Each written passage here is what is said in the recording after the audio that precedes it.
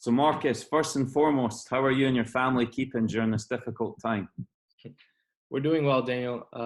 Fortunately, both my parents have been working from home. They've been able to do that, and there's been no bad transition between that. Um, my sister was probably the only one who had a little scare.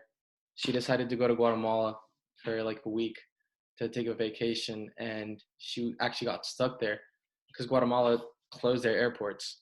Mm-hmm. So within like 2 weeks, the U.S. Embassy scheduled a plane to bring back some of the people that went.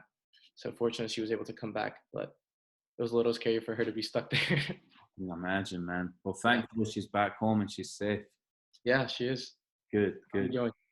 And everyone's healthy. Yeah, everyone's doing well. Good, We've kept safe, which is good. good. And for those of you who don't know, Marcus was a member of the BRYC 99 team who won a US Youth Soccer National Championship in 2017.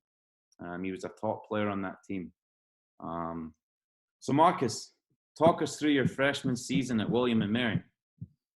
Yeah, my freshman season went well. I actually got some pretty good playing time.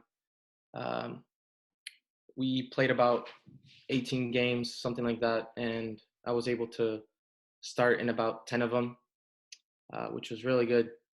I would play around like 60 minutes a game, which is really good. And it went really well. My roommate was from Spain. His name is Alfredo, um, and it probably made a really good partnership because he played as a six and I played as an eight alongside him, which is a lot of fun. So I think it went well. We got to the semifinals of our conference championship, and we had a very young team. We had about 6 freshmen starting. So hopefully we have a future that we can build on, and I'm hoping that I can be a part of that as well. Good, man. Good. That's great to hear. It's also good to experience playing with international players and, learning different styles of the game and stuff like that. And how did you find the transition coming from BRYC to NCAA Division I college soccer? I would say that obviously the first thing that I experienced was the speed of play. I mean, you're playing against the best players from their former clubs, so everyone just plays at a faster speed. Everyone has the same grit that you had in club. So I would say that the speed of play was the hardest thing, but BRC definitely helped me out with that. They had the NBU team, which a lot of BRC players were able to play on. And I feel like that helped me out a bit because I got to play against some older players before going into my first year of college. Yeah, so you definitely think being exposed to the older players that summer helped you out for For sure. sure. Yeah. And it's something you work on all of BRIC because you're playing against, so in practices, we played against teams that were either 2 years older than us or on the other hand, players that are playing 2 years younger than you. So you get experience with all kinds of players, and that definitely helps out. Yeah, that's something that for sure my dad, Brian, has tried to implement is maybe it's one session a week or once every other couple of weeks you train with an older group and what that'll do is over the years that'll toughen you up a little bit and For sure. expose you to that elder player. Now, obviously being a freshman, it can be a difficult year for many, especially with soccer and school. Did you face any challenges during your freshman year? I would say getting used to the style of play that our coach required or demanded of us was probably the hardest thing. Um, because, I mean, you get used to the style of play at BRYC and then you go into college and they're demanding something different of you right away. And you're also competing with older players. So I guess it's just maintaining confidence to be able to adapt to a new style of play was something that I experienced was kind of difficult. But, I think I'm getting used to it day by day. And how would you do that mentally? Was there anything you did in particular to keep your confidence up? Or Yeah, this is actually something I talked to about with my coaches, and the one thing they mentioned is just think back to the moments where you felt the most confidence. And for me particularly, it would have been nationals with BRYC is when I felt most confident, when I was most fit. So I think back to those moments and how I can perform or how I performed in those moments, and I try to apply that to current day. Good, man. Good. And what was your best moment of your freshman season at William and Mary? My best moment, I would say it was probably my first start. It was against NC State, and I had no idea that I was going to start. My coach came up to me. He's like, "You're starting today," and I was very pumped because it was against an ACC team. Yeah. And that's like what everyone wants to play against, is against an ACC team. And I played 118 minutes in that game. Overtime. Yeah, it went to overtime. I was gassed. I mean, I was so tired, but I think I did well, and gave me a lot of confidence to get that first start. Knowing how fit you are, it must have been a fast-paced game, and obviously adrenaline too. Yeah, and I also got to play against a kid who got drafted in this last draft, so it was some good competition, definitely. Awesome, man. Yeah, so it must have been great having a former BRYC teammate and Ryan Powell on the same college team as you. Do you guys spend a lot of time together, hang out? Yeah, the funny thing is my locker is right next to him. So, yeah, we've been able to talk every day, and that's a relationship that BRYC definitely built, and it's one that we've been able to maintain in our first year because you're with your other teammates 24/7. Yeah. And with Ryan, it was especially easy to maintain. Good, man. Good. Yeah. He's a funny man, huh? He is a funny guy. Got it. The Powell turn that he still does. Oh, has he still got in his locker? Right in his locker. Banging them in. For sure. So how are you finding the classes at such a great school? Obviously, William and Mary, it's a prestigious school. And how was the balance? How did you find the balance between soccer and school? I know that you did have very good grades. So talk about that.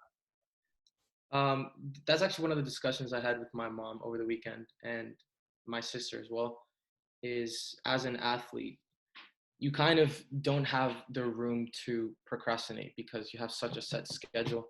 So if you don't do your work between classes and practice, you're just not going to get it done. And I felt that I was able to, find the time and tell myself to do it right then and there instead of waiting. And yeah, I mean, I ended up doing well, but yeah. Good. And you were on, is it the honor roll?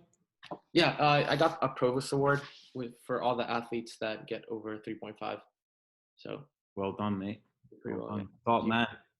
Yeah, no, I know that when I was at UC Santa Barbara, we used to have it was a team study hall, and I found that beneficial. For sure. No, we had one as well, and it was 10 steps away from my locker room. So what I'd do is I'd go to class, get all my notes, and then I'd go straight away to the hall, get all my work done there, and then I could just walk 10 steps to go to practice. So it was an easy switch between being a student and an athlete. Yeah.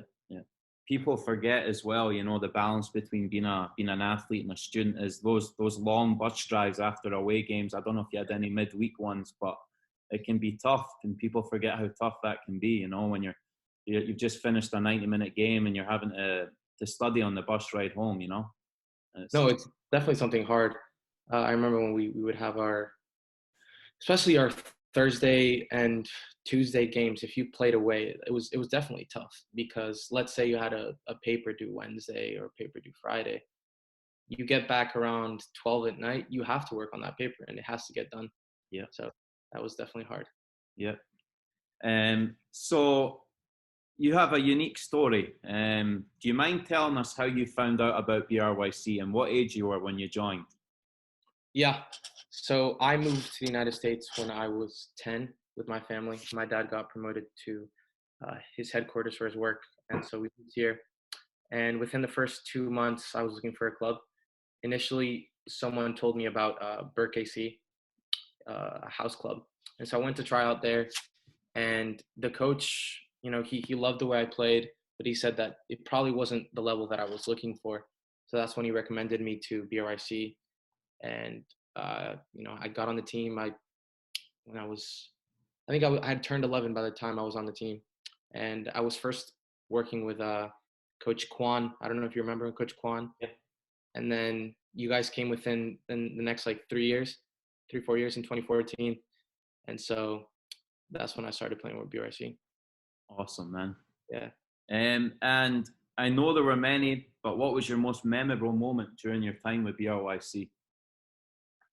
Dana, we both know the answer to that. It was definitely when we beat West Coast FC in the finals of the championship, national championship. Was 4-1 the score? 4-1. 4-2. 4-1. I think it was 4-1. Yeah, or was it 4-1, 4-0? I can't even remember. Yeah, it was something ridiculous like that because I know we were up 3-0 or 2-0 within the first 20 minutes of the game, and we couldn't. It was crazy. Yeah. That was insane. I just remember the celebration after. Brilliant. Oh, we did what we always did to prepare for for the national championship. We did another what was it? A half pitch run. Yeah. Well, you just went into that tournament so fit, didn't you? You just worked all summer for it, prepared properly, and I think that's the fittest team I've ever seen. Well, since I've been coaching, for sure. And you guys, at the end of the game, I'll never forget. Yeah, he's got on the line, and you're like, "We're going to prove to everyone we can still run. We could play another game." And he's got on the end line and did a pitch run. That was brilliant. Yeah, and that's something we knew going into our preseason for nationals. Is we're working with a bunch of madmen. The Welshes are going to kill us, but it was something we were willing to give up so that we could win, and we were definitely the fittest team. I mean, 3 miles every practice, pitch runs every practice. Even the ball work we were doing had masked running, so we were definitely the fittest team. The sky's running. Yeah, the sky's running, exactly. Yeah, awesome. And then, do you have any advice on the recruiting process for our current crop of BRYC players? Yeah, I would say I have 3 different advice for them. One would be get your emails out to them as soon as possible. It doesn't matter whether you're a freshman, it doesn't matter whether you're a sophomore, just get them out, let them know your name, let them know that you're interested, because that is something that I personally put off a little too late, but I was fortunate enough to play on a great team, which helped me out. But get those emails out, let them know you're there and you're interested. And the second thing is take every practice seriously. I know especially that when you get to your spring season and people are playing in high school, it's a little hard to find motivation, depending on the amount of players that are there every practice, but it's a place where you can still improve every day. And the third one would be to get your fitness up for sure. Get to the gym because, I don't know if this applies as much to soccer in the United States, but it's definitely something that the college coaches look at. Is they call it the eye test. They look at you. Are you fit enough? Are you big enough to play against these older players? So if you're getting in the gym and you're getting fit enough, they'll definitely look at that.